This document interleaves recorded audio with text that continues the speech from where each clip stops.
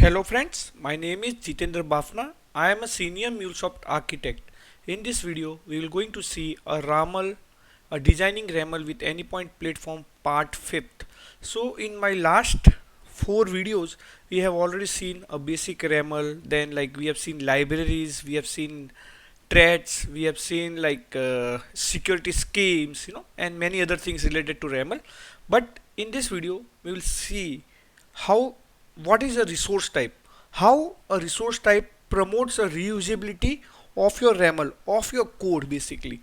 So let me explain. A resource type is a basically template that is used to define the description, methods and the parameter that can be used by multiple resources without writing the duplicate code or repeating code. What does this means?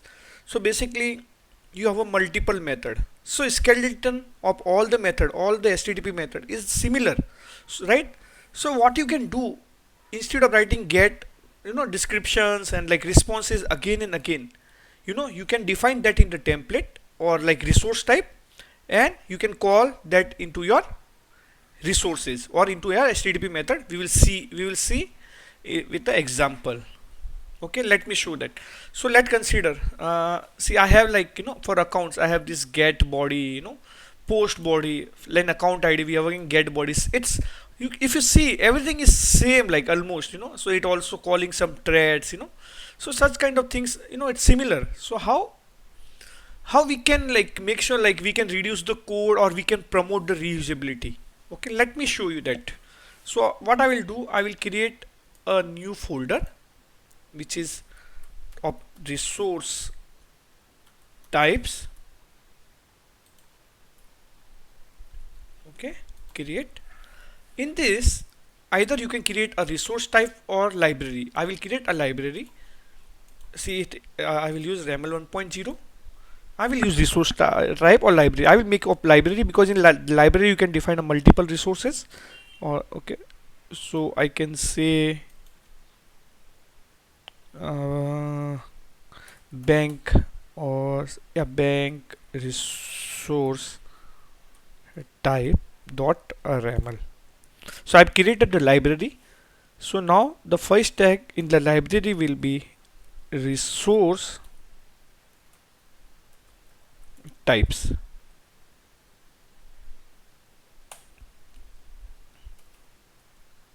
Let me check spelling. I want to make sure my spellings are correct.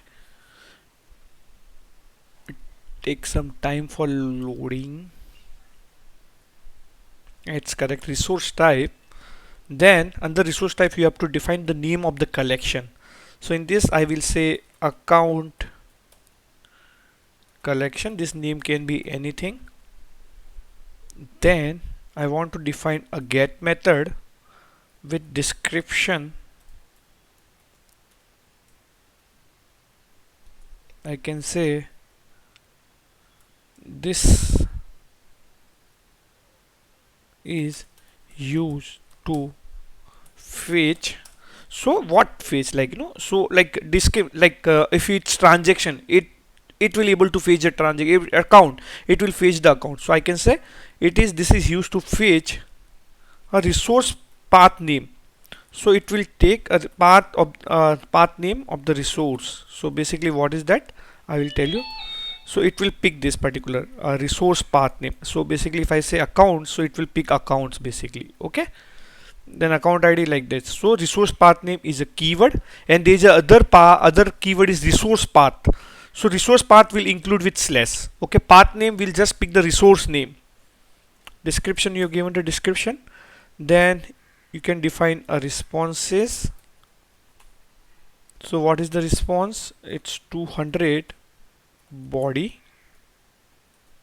Then it is application slash JSON. Then example. So the example will be different for each and every resource, right? So in that case you can define this as a variable, or you can call this as a parameter. I will say example reference 1 like this. Okay, so I will show you, like you can, this is type of placeholder basically. You can dynamically change this value for depending on the resource type. So this is my for get. Same thing I can do for the post. So I can either you can create a separate collection or you can keep as a one. So in post I can say description. This is used to create resource path name. Then you can define a body. So application slash JSON and example. So generally when you give the example on other line, you always use a pipe.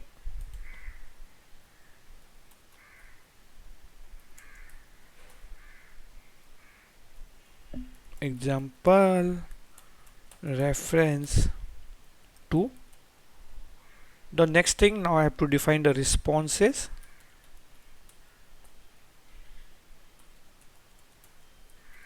Okay, so I can say 200 a body application slash JSON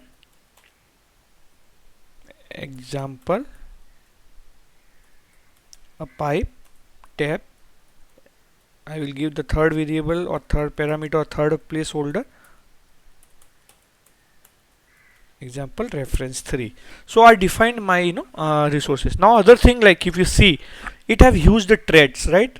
So basically we have defined some threads like here in this particular JSON, right? So there's a threads, this is like so it calling some multiple threads basically, so what I can do, so basically a simple thing, what I can do, I can move this thread code to this particular library at the top, and instead of calling here, so it contains two threads basically. One is error response thread. So and let me copy this particular thing is, so I don't have to call this again here and there.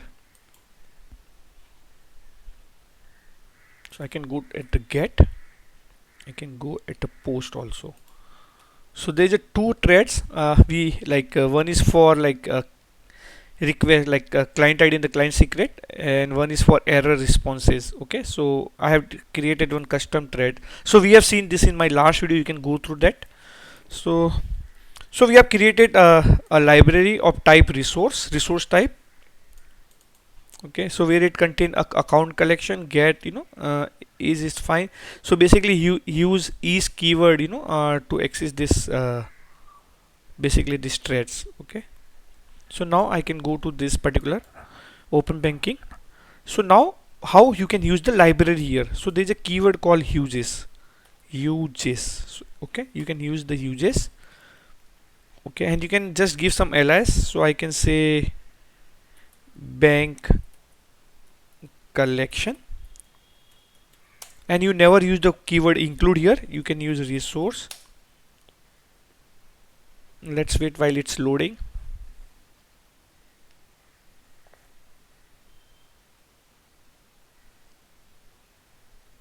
Let's write resource types, this is the folder name slash bank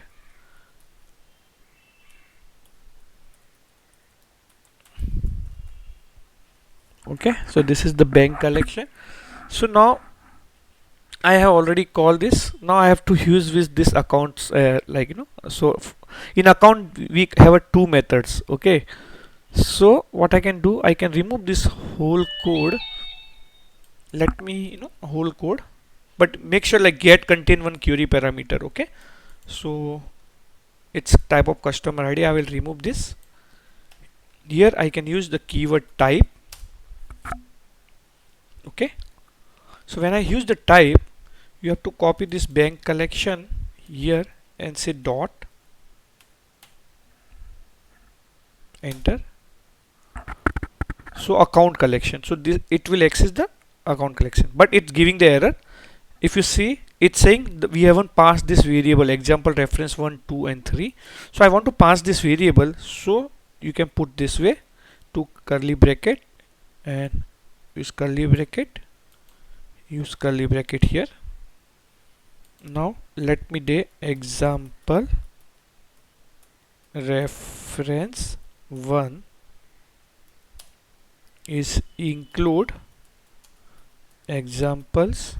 So I'm just giving the example, so that is our placeholder, right? I'm assigning the example here, accounts.json. So now what is the error? So still we have to define a 2 and the 3 variable.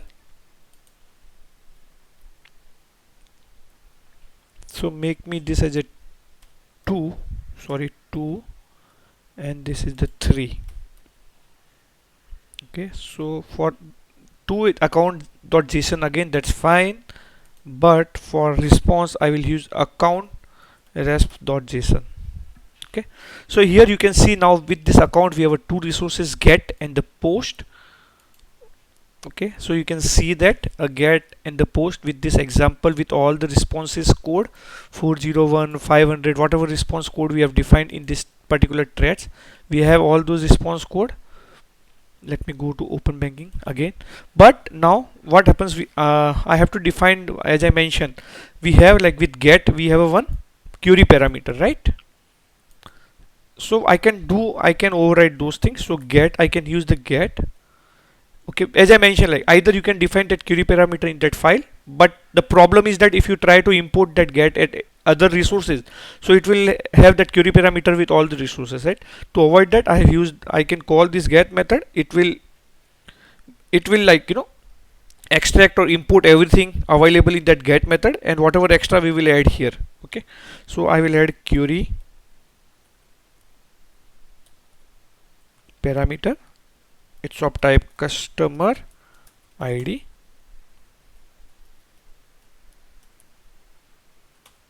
It's of type, I can say, string.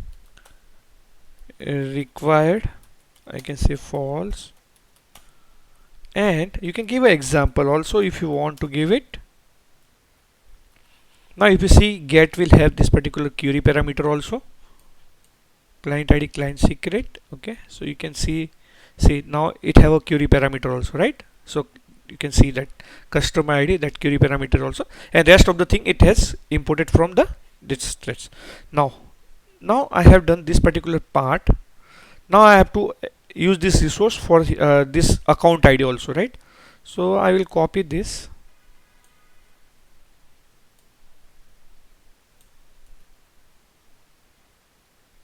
It is working fine. So okay, but there's only one method with account ID. But now you can see there's a get and post. What is the problem here? So what it does, it will import like all the method or all the resources which available in the collection, right? How we can avoid that? If I don't pass this example, two references, right, it will give me an error like you haven't defined the example reference 2 and 3. It doesn't find that variable. How we can do that, avoid that? So currently what you mentioned, if somebody is including that particular uh, collection into the RAML, the both method are compulsory to implement. How we can avoid, how we can make it optional? Put a question mark here. Okay, so now what will happen if you go there? Okay, I have put the question mark, and now here with this account you will only see the get. The post has been lost because you have defined the get here. Now what you can do, you can write post, simply write post. You will see the post method, okay, for this account, and you will see all the data from this resource type. Same thing you can do for this account ID. I want only get, I don't want post now, right? So you can copy this type again for balances also, remove all this code and just say I want to implement a get. That's it. Okay, again remove this with transactions, get, yeah, that is correct. Remove this get also. What you want, just a minute, I just want get. Remove this line of the code, With get, I need query parameters.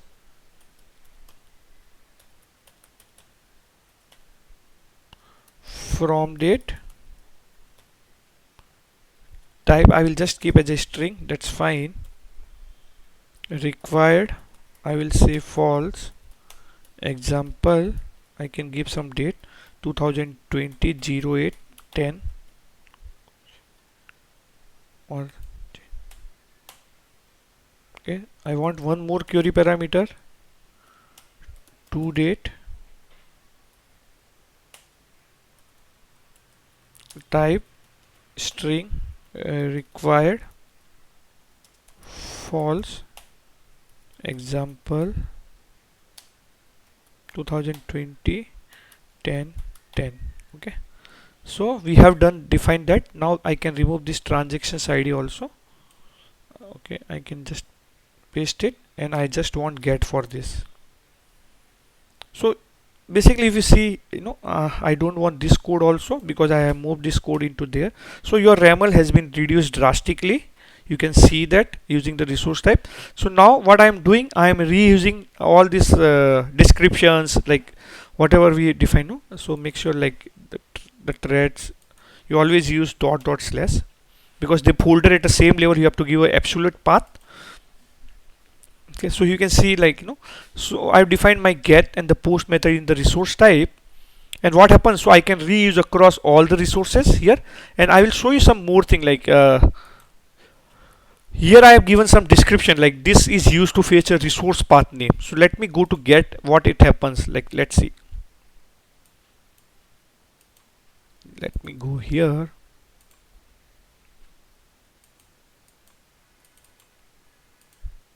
Don't know, something is gone wrong here.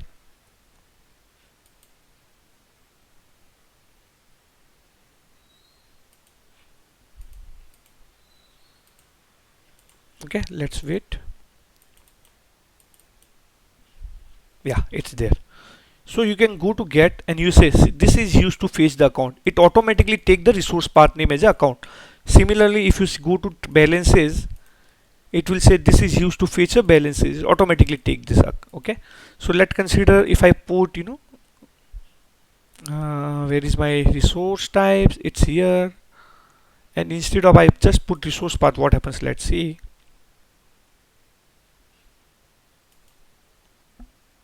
So if you go to get, okay, so it doesn't take it properly. Okay, so always use the resource path name. Basically, it should be resource path. Okay, so this is the keyword. Now if you go there in open banking, go to get, so it will take slash accounts basically. Okay, so it take full path. So better use the resource path name. I don't want the full path basically. Okay, so this is how you can make use of resource types in your RAML to promote the code reusability. Okay, so I hope you like this video. If you like this video, please click on subscribe and like button. Thanks for watching.